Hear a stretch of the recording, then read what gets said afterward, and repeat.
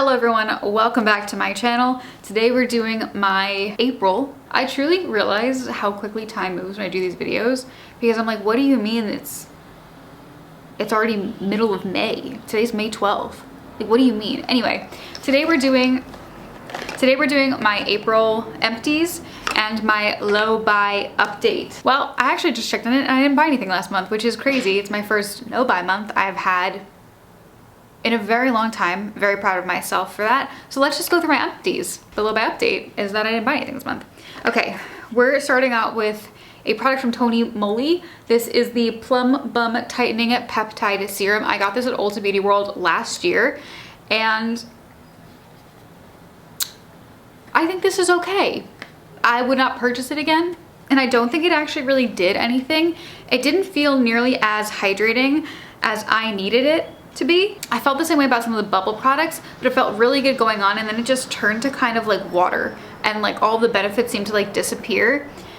I think instead of buying this product, I would buy something from Solitaire. I've been enjoying Solitaire so much. I think it's a really quality brand, and I feel like their products are really, really hydrating, really, really moisturizing. This was just okay. Tony Moly is not my favorite brand, but I am grateful that I was able to try out more of their products because of Ulta Beauty World. Last year, I didn't go this year. Next product is from Fenty Skin. This is the Fat Water Not Hydrating. This is just the original, because when I bought this, I waited too long on not this Fenty sale, but last Fenty sale, and they were all sold out of the hydrating one. So I used the old school Fat Water, which I had used before, and I just want to say they really cheaped out Fenty Skin on their components, because this used to be a cap where you would twist it up and you'd be able to dispense product, and then you would click back into place, and it would lock, and it would just be on here, so you would just click and unclick. That's how you would dispense this product. Now it's this, which I don't like as much, because you would think being able to do this, you would get enough product out. You don't get enough product out that way. And then if you squeeze this bottle, you get too much out. So I do feel like I'm wasting more product,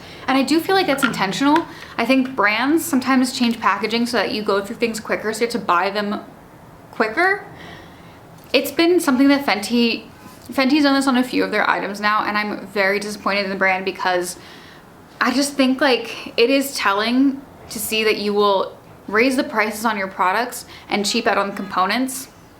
I understand there's inflation and yada, yada, yada, yada, but you're a multi-million-dollar company. The least you could do to show that you care about your consumers is to not cheap out on packaging for no reason. How much more was the component to click? That's all I'm saying. That's all I'm saying. I love that product. I'll keep buying it because my skin looks the way it does because I switched to Fenty Skin, but it is frustrating for a brand I love to cheap out like that. On another product, this is from Coco Kind. This is the Resurrection Polypeptide Cream. I only use this as an overnight cream. I think it is too thick for an everyday moisturizer, and I am incredibly dry, but I feel like this is perfect, like the perfect overnight moisturizer, because it is like thick. I saw someone describe this as cementy, and I don't know if I agree with the cement aspect of it, because it's like a negative connotation, but it does feel like cement in that I feel like it really like covers and protects all of my skincare underneath.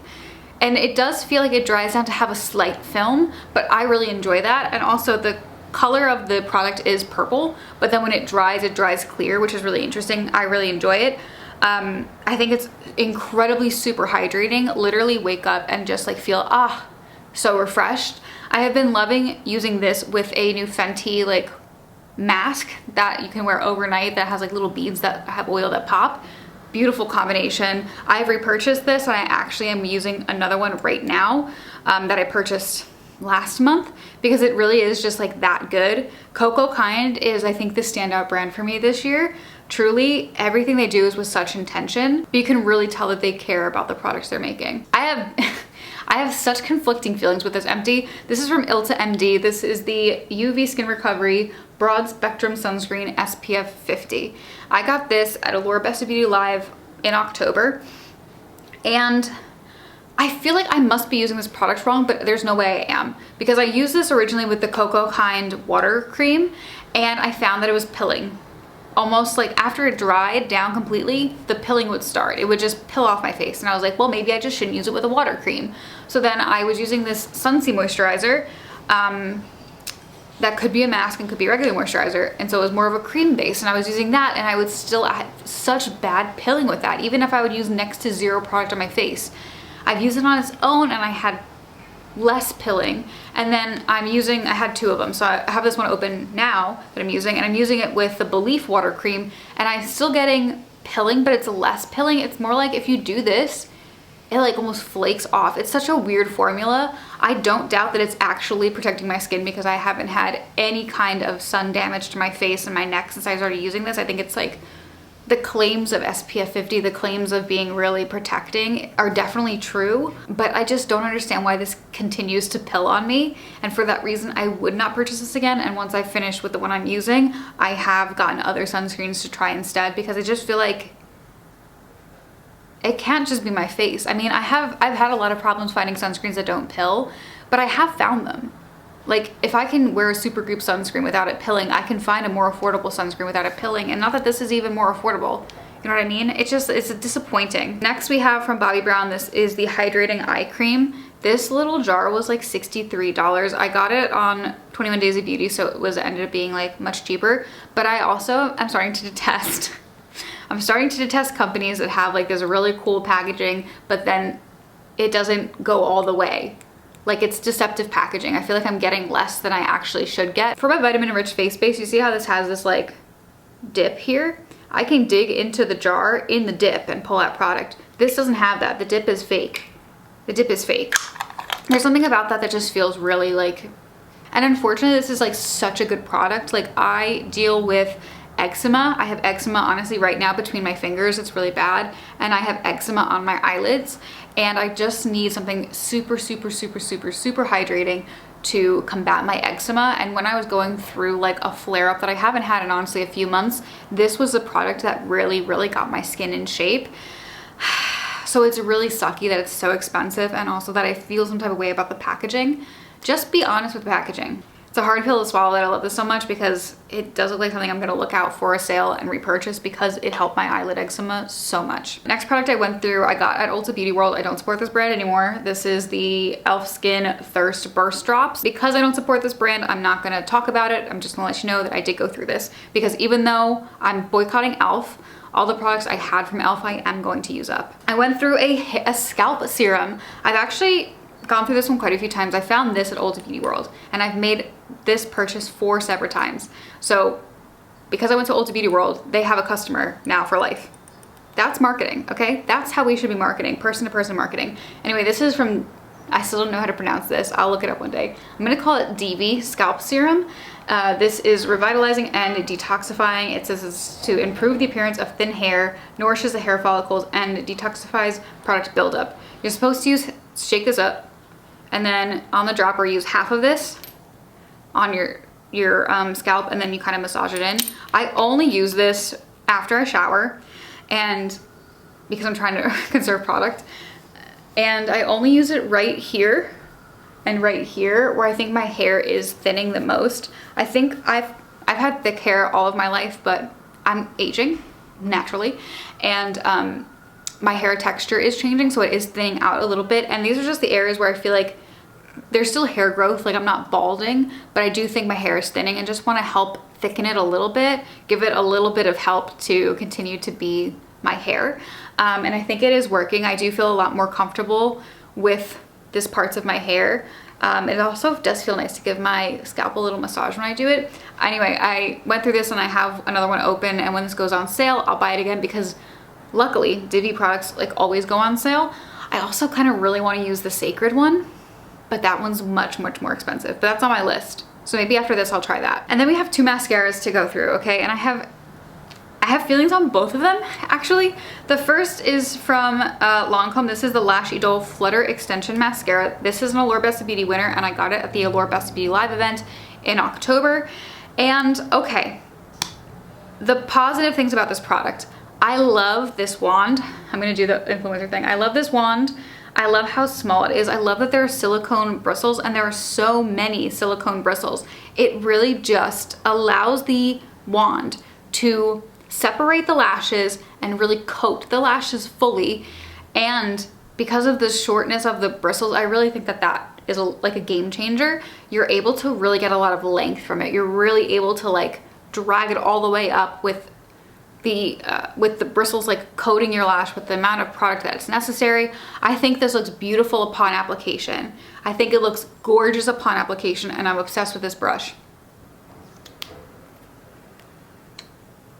This mascara, oh my God, it moves so badly. Look, I feel like I often talk about my mascara moving, and when I smile, my lashes do touch like my cheek area, so like there's naturally going to be a bit of movement, I think, I guess. But there are so many mascaras that I love that I've worn that aren't egregious with it. Like, I understand that my lashes touch my like brow bone, okay, so there's going to be some, if it's humid, whatever, there's going to be some like movement there. But to have the amount of movement I had, I literally went out to a work lunch and I was wearing this mascara and I was laughing. I was just laughing and smiling, and all of this was black. It was so horrible. And I was like, well, maybe it's just because I didn't set my eyes. Let me try setting my eyes. I tried to put powder over my eyes and the same thing. This just moves so crazily. And it's a Best of Beauty winner. The formula needs to go back to the lab. Then we have the Maybelline Lash Sensational Body Mascara. Actually, Maybelline sent this to me, which was very kind of them to try out. And I have to, again, a silicone wand that's interesting is just like chef's kiss. Anybody who's doing a silicone wand these days, yes, yes, yes. Brush wands, I don't really feel like actually do much in the standard format where you have like a bunch of bristles in certain areas. I just don't feel like they actually do what you think they're gonna do. Silicone bristles like this is almost like a helix pattern. Like that's how the brush looks, in that like the bristles twist, right? Which is a really cool and interesting brush that I've never seen before. These bristles are longer than the Lancome ones, but they're still not egregiously long. And because of this like twist thing, again, it like really is able to separate your lashes and lengthen them. I feel like you don't get every single lash separated with this. Like there is like a little bit of clumping, you know what I mean? Like it's not gonna fan everything out perfectly, as with the nature of just the space in between the bristles. But oh my goodness, does this look so beautiful on application. And for a drugstore mascara, which you can always get for under $10 if it's on sale, I think this held up really, really well. I used to use the original Lash Sensational like when it was $7 back in like 2017, 2018, and I had really good luck with that, not really moving around my face, not really flaking, not really budging. I do feel that this does budge a little bit, which again, as I said, my lashes touch my lids and my cheeks basically, so I'm kind of used to having a bit of movement. And I would not say that this was like an egregious amount of movement. I think it's a pretty like normal amount of movement. I really like it. My only like knock with this product is I got it and it feel like it dried out within like a month and a half of me using it. I know I posted about this on TikTok and some people said that they didn't have that experience, so I wonder if I just got like a bad tube of it. But I do think it's a really great mascara, and it's really making me so happy that I'm finding these drugstore mascaras again, because I had been so turned off by the price point that I was like, what's the point in me spending $18 to $20 here when I could just spend $23? Well, back in the day it was $23, now it's $25, and get a better product. But now I feel like there's competition. And then for my low buy update, I didn't buy anything last month. Truly, I bought nothing. My last order was March 27th, and then I just made one May 9th because I'm running out of my eye cream. I was gonna make an eye cream order last month when I had like my boost of points, but I decided against it. I'm really proud of myself because this year so far, we're now 5 months in. I have never had a no-buy month. So it feels really good to be like, I had a no-buy month. So yeah, guys, anyway, that is my empties for April and my no-buy update. I'm so proud of myself. Thank you guys so much for watching. Subscribe if you want to, and I'll see you in the next video. Bye, everyone.